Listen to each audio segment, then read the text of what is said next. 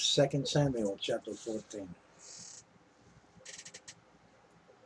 Now Joab, the son of Zeruiah, perceived that the king's heart was toward Absalom. And Joab sent to Tekoa and fetched thence a wise woman and said unto her, I pray thee, feign thyself to be a mourner, and put on now mourning apparel, and anoint not thyself with oil, but be as a woman that had a long time mourned for the dead. And come to the king and speak on this manner unto him. So Joab put the woman in her words in her mouth.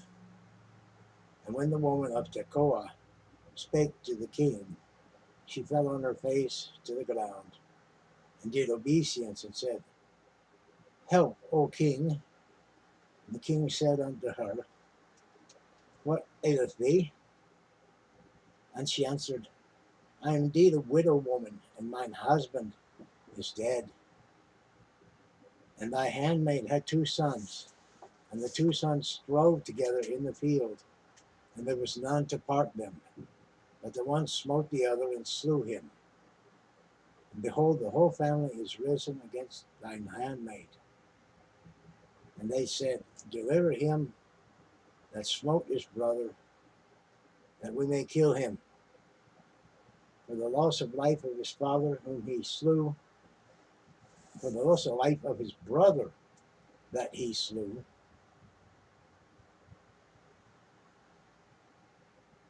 whom he slew, and we will destroy the heir also, and so they shall quencheth my coal which is left, and shall not leave to my husband neither name nor remainder upon the earth.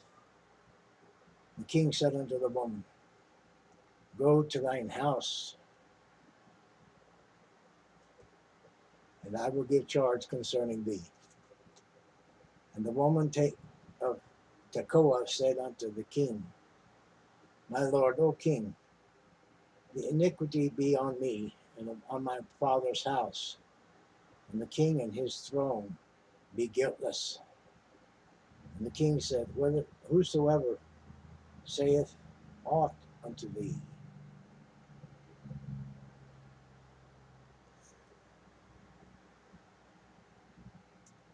bring him to me, and he shall not touch thee any more. Then said she, I pray thee, let the king remember Yahweh Elohim, the Lord thy God, that thou wouldst not suffer the revengers of blood to destroy any more, lest they destroy my son. And he said, As Yahweh liveth, there shall not one hair of thy son fall to the ground, to the earth. Then the woman said, Let thine handmaid, I pray thee, speak one more word unto the Lord my king. And he said, Say on. And the woman said, Wherefore then hast thou thought such a thing against the people of God? For the king doth speak this thing, as meet one which is faulty, and that the king doth not fetch home again his banished. For we must needs die, and are as water spilt on the ground, which cannot be gathered up again. Neither doth God respect any person. That doth the devil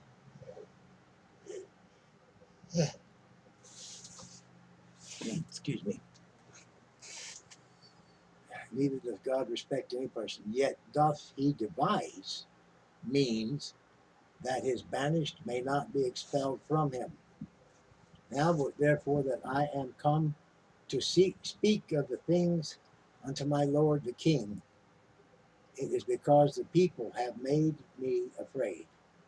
And thy handmaid said, I will now speak unto the king, It may be that the king will perform the request of his handmaid. For the king will hear to deliver his handmaid out of the hand of men that would destroy me and my son together out of the inheritance of God. Then thine handmaid said, the word of my lord the king shall now be comfortable, for as an angel of God has said it so.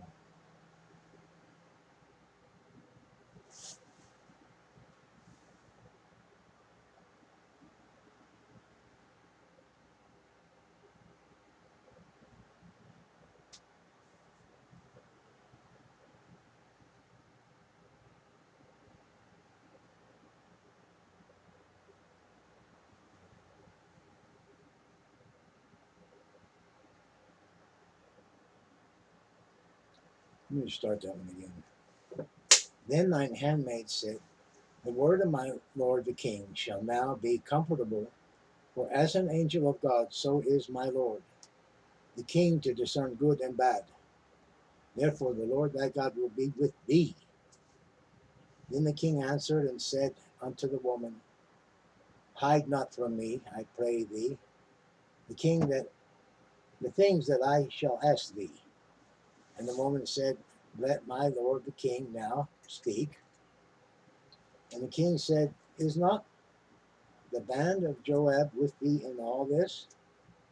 Is not the hand of Joab with thee in all this? And the woman answered and said, as thy soul liveth, my lord the king, none can turn to the right hand or to the left from aught that my lord the king hath spoken. For thy servant Joab hath bade me,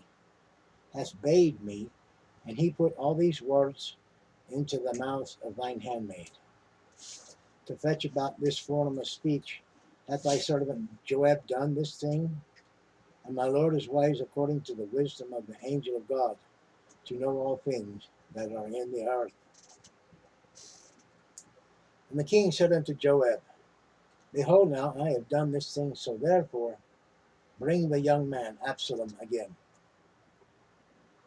And Joab fell to the ground on his face, and bowed himself, and thanked the king. And Joab said, today thy servant knoweth that I have found grace in thy sight, my lord, my king.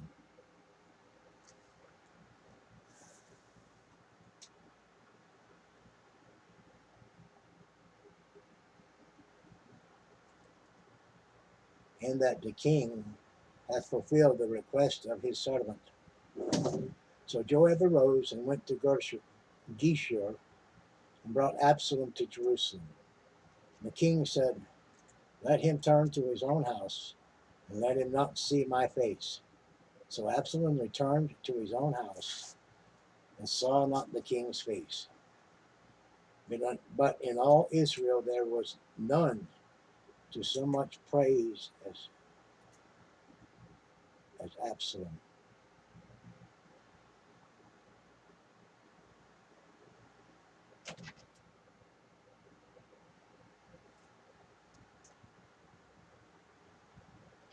For his beauty. From the sole of his foot even to the crown of his head, there was no blemish in him. And when he polled his head, for it was at every year's end that he polled it, for he polled it, he weighed the hair of his head at 200 shekels after the king's weight.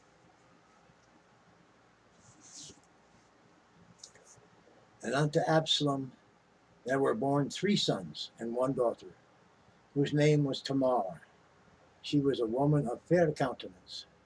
So Absalom dwelt 2 full years in Jerusalem, and saw not the king's face. Therefore Absalom sent for Joab to have sent him to the king, but he would not come to him. And when he sent again the second time, he would not come. Therefore he said unto his servants, see Joab,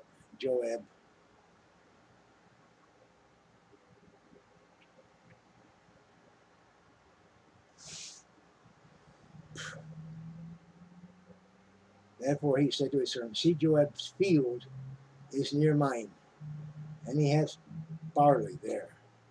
Go and set it on fire. And Absalom's servants set the field on fire.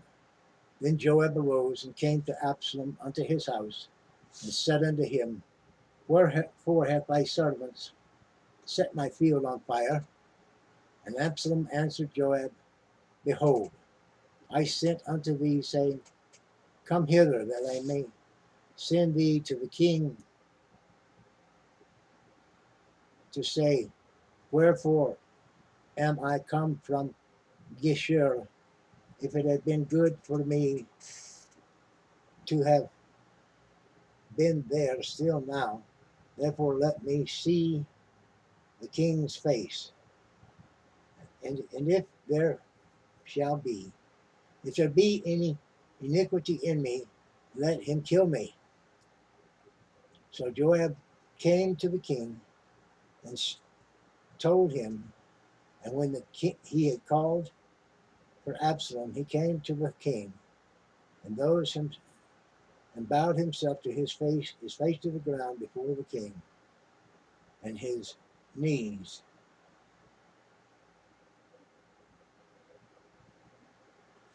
And the king kissed Absalom. Excuse me. That concludes 2 Samuel chapter 14. I'm sorry, these glasses are just not working tonight. It's hard to see the words. Please forgive me for such a hard time reading this. Thank you for viewing and putting up with this old man trying to read. And these glasses are fairly new, but my eyes are 68 years old. So thank you for viewing. Like, share, comment, subscribe. Tuck a wee prayer request in the comments if you're a mind to. And be at peace with each other as much as you're able. Ta.